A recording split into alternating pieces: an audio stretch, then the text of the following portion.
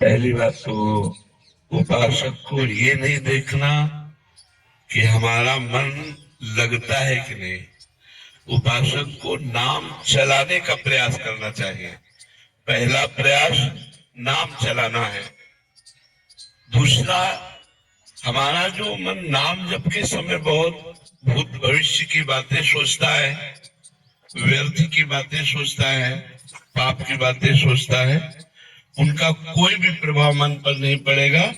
वो सब डिलीट हो जाएंगे, क्योंकि नाम चल रहा है।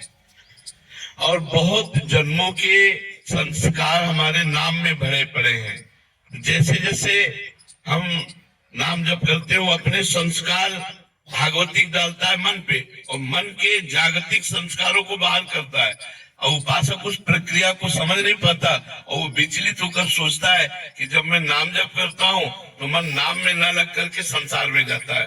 तो पहली बात तो आप निश्चिंत रहिए, आपका नाम जप करने से ही काम बन जाएगा। मन भले संसार में जाए, मन भले इधर उधर का चिंतन करे, उसे कोई फर्क नहीं पड़ता।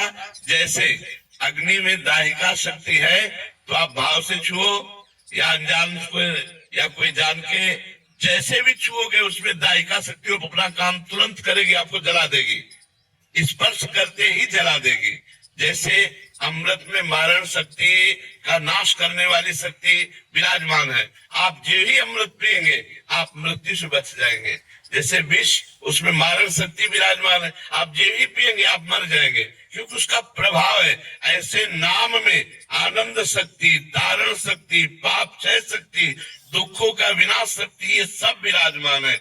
आपकी जिह्वा से नाम छुआ कि आपका परम मंगल होगा। इसीलिए गोस्वामी जी ने लिखा है, भाव कुभाव अनख आलसहु, नाम जपत मंगल दिश दसहु।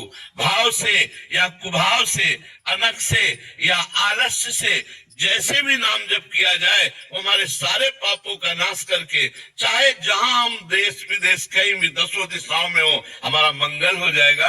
इसलिए हमें प्रधानता रखनी है नाम जप की, ना कि मन लगने की, क्योंकि नाम जप के प्रभाव से ही चंचल मन स्वयं वशीभूत हो जाएगा। हमारे रसिक महापुरुष श्री ध्रुवदास जी से पूछा गया कि मन बड़ा चंचल है, कहीं भगवान में लगता नहीं है, तो इसका क्या उपाय है कि मन को लगा दिया जाए। तो उनका मन तो चंचल सबनते, या को कौन उपाय। तो बोले साधन को हरि भजन है, कै सत्संग सहाय। यदि महापुरुषों का सत्संग मिले और भगवान नाम जप करने को मिले, तो हमारा मन आज नहीं तो कल निश्चित लग जाएगा। लेकिन आज हम अभी राधा बोल रहे हैं और अभी हमारे प्राण निकल जाए और मन संसार में लगा रहा है, तो भी हमें भगवत प्राप्ति हो जाएगी। जैसे पुत्र में मन लगा था अजामिल का, ना कि भगवान में, और पुत्र का नाम था नारायण, तो जहां नारायण पुकारा तो उसका कल्याण हो गया। मन उसका पुत्र में लगा था, अपने पुत्र को पुकारा नारायण, लेकिन नारायण नाम भगवान का, तो उसका अंतिम समय काम बन गया। और हम जानबूझ के राधा राधा बोलेंगे तो हमारा मंगल नहीं हो जाएगा। वो तो अपने पुत्र के लिए नारायण बुलाया, तो उसका कल्याण हो गया। हम जानबूझ के राधा राधा, कृष्ण कृष्ण, राम राम, शिव शिव, हरि हरि जपेंगे, हमारा परम मंगल हो जाएगा, मन लगे या न लगे। हम कई बार उदाहरण देते हैं, जैसे हमारा मन कहीं और लगा हो, भोजन पा रहे तो पेट भर जाएगा ना। ऐसा तो नहीं है कि मन नहीं लगा तो हमारा पेट भरा नहीं, हमारा तो पेट भर जाएगा ना। ऐसे ही हम नाम जप कर रहे हैं, मन लगे न लगे, संसार से वैराग्य, भगवान से अनुराग और अपने स्वरूप का बोध, तीनों एक साथ होता चला जाएगा। जब अधिक नाम जप करोगे तो अनुभव में आ जाएगा। इसलिए सबसे प्रार्थना है, पहली बात, शराब मत पीजिएगा। अगर इतने लोगों में से कोई भी शराब पीता हो, तो आज वृंदावन की पावन भूमि में रज में बैठे हो, शपथ खा लो कि शराब नहीं पिएंगे। वो तुम्हारी बुद्धि को भ्रष्ट करता है, तुम्हारा पैसा व्यर्थ जाता है और तुम्हारे शरीर के अंगों का नाश करता है। कितने लोग शराब पीते हैं इतने में? हाथ उठाओ। बहुत कम लोग। धन्यवाद। हम तो पहला धन्यवाद देते हैं जो नहीं पीते हैं, और दूसरा धन्यवाद देते हैं जो पीते हैं। वो हाथ से छोड़ देंगे। पक्का छोड़ दोगे? छोड़ दोगे? हाँ, पहली बात शराब नहीं पीना। दूसरी बात, राजकीय, राष्ट्रीय और व्यापारिक, इन उद्देश्यों में जो देश विदेश जाते आते हैं, या जो हमारे देश के संरक्षक हैं, उनको मांस भी परोसा जाता है। कोशिश कीजिए, हम ना की कसम नहीं खा रहे, कोशिश कीजिए कि आपका आहार मांस शून्य हो।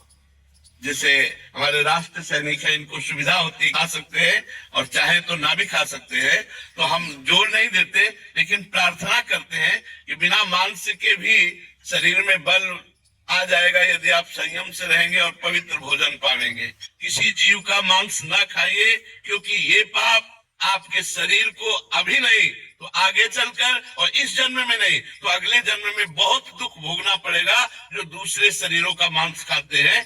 अगर राष्ट्रीय सेवा में है तो भगवान जैसे निर्वाह करे वैसे निर्वाह करो। अगर बच सकते हो तो मांस खाने से बचो। अगर शराब पीना और मांस खाना, और तीसरा दोष पराई स्त्री से भी विचार करना, अगर इन तीनों पर आप विजय प्राप्त कर ले और नाम जप करें तो इसी जन्म में आपका मंगल हो जाएगा, इसी जन्म में सारे दुख छूट जाएंगे।